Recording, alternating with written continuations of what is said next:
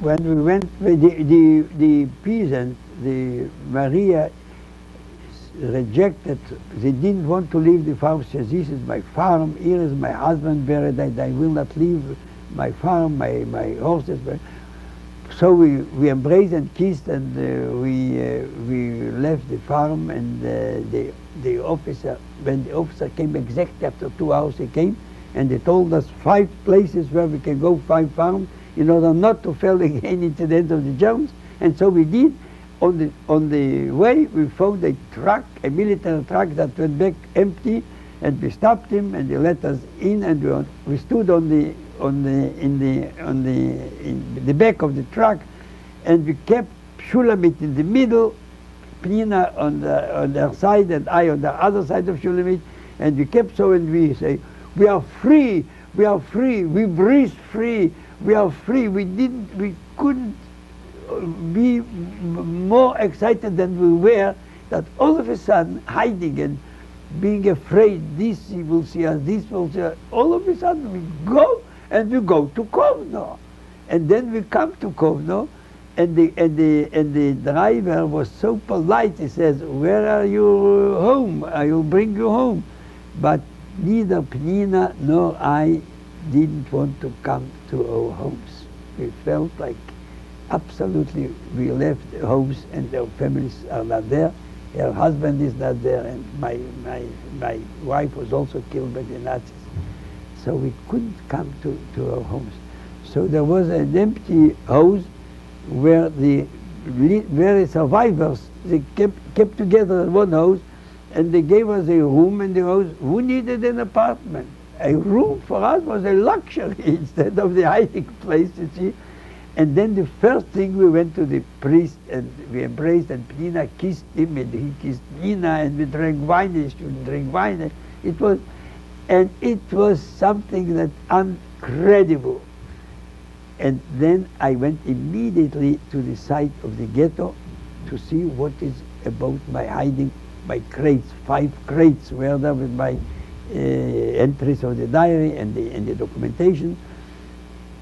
And I found out that part of the big building, the block C, in the roof of which, not in the roof, in the cellar of which, 2 meters below the surface, that it was entirely in ruins, and you cannot get, there are no access. So I said I'll come and take shovels. But when I came home, I was arrested by the NKVD, the Soviet secret police, and they took me there, and they asked that I should give them the diary. So I said, what are you talking about, the diary? That in the room was one of the survivors of the ghetto Kovno. He was a communist, and he that disclosed them that had a diary. I want to tell you, I was upset like that, but don't lose nerves. And when he says they should give the diary, what are you talking about? All the house is ruins, there's no diary, there is ruins, and there is no access to it at all. So they said, listen, now you are giving an order. You should not come close to the place 1 kilometer. It means 3/4 of a mile at the place of the block C without being accompanied, escorted by one of the secret police of ours.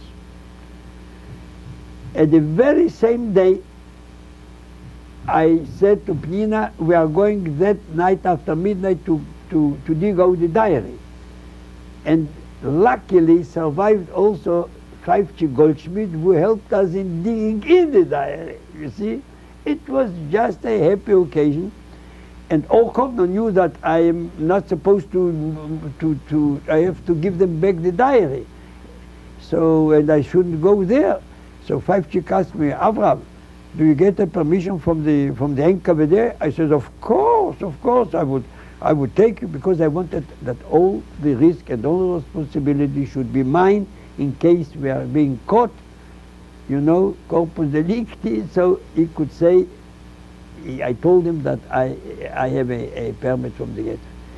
And after midnight, Pfeiffer Goldschmidt, from one side came from Penina from another direction, and I from the third direction, each one with a shovel behind the overcoat, and with a rucksack, each one, and we only came to the place.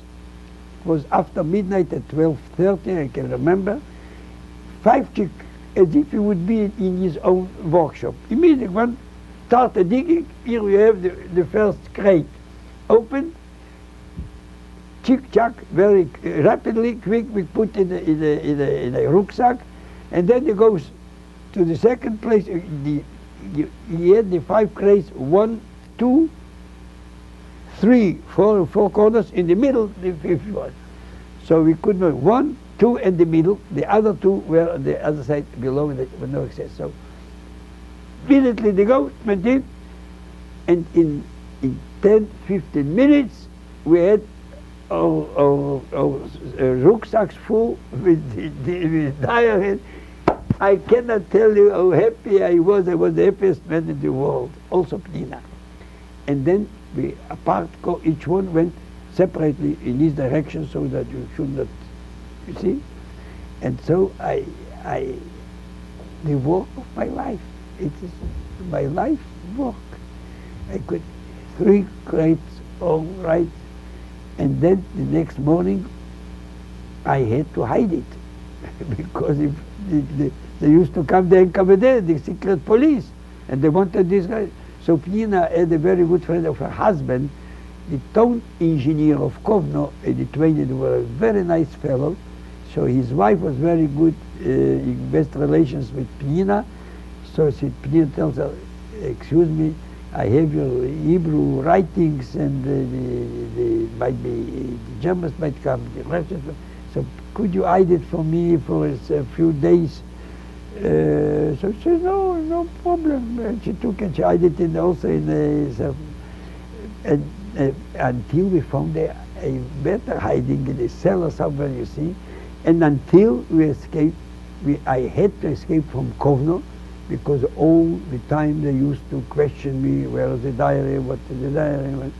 And then I escaped to Vilna, and from Vilna, in Vilna I got word of a Maccabi man. This is my Maccabi highest honor, Maccabi. So he became a member of Maccabi. Told me, Avram, just know they arrested the chairman of the revisionist Zionist group, and they are going to arrest you.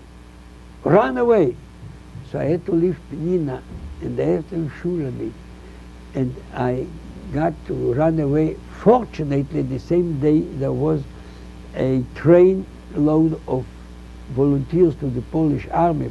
There were many Poles in Lithuania. Okay, I'm going to interrupt you. Okay, I'm going to interrupt you, or we will not finish the tape. So just answer my questions, please. Yes, good. Okay, one at a time. Where did you eventually escape to? So I escaped from Kovno. We escaped by the train. I escaped through all the Ukraine and Belarusia and others. We came and they reached Poland, Lodz. Not Lodz, excuse me, Lublin.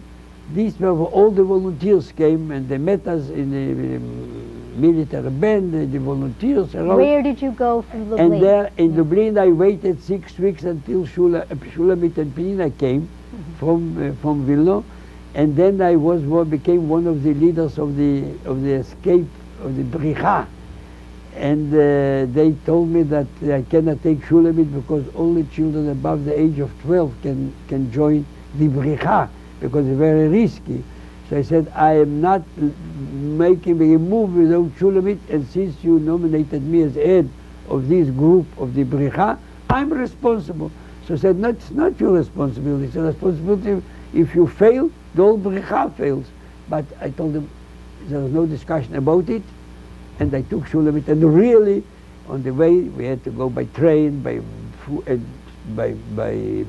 wagons, and also by foot. So it was happened that I took Shulamit on my shoulder and threw away not the diary, but the belongings I threw away, and I had Shulamit on my shoulders, And then Where we was came the diet? through Czechoslovakia, Hungary, Romania, and finally Austria, and to Italy. Okay. And is it from Italy that you sent the letter to the last will and testament of Hanan Elkes? Yes. That had been carried by Penina through all this. Penina took the last will of Elkes in her bosom, yes, and she sweated the dangers and everything, so it was wet. And when we came to Italy, we gave word to Professor Elkes that I have the last will and testament from his father, but I didn't send it by post. There was no post because it's still war. But there went one of a rabbi went. He was the rabbi of the military, British military in Italy. So he went to London. So he took the will, and it was a most important historic document. And he brought it to Elkes, and then since then we are the greatest friends in the world. And in Italy there was instructions in the Palestine office that whenever the first certificates for immigration to Palestine arrived, should give it to Golub and his family.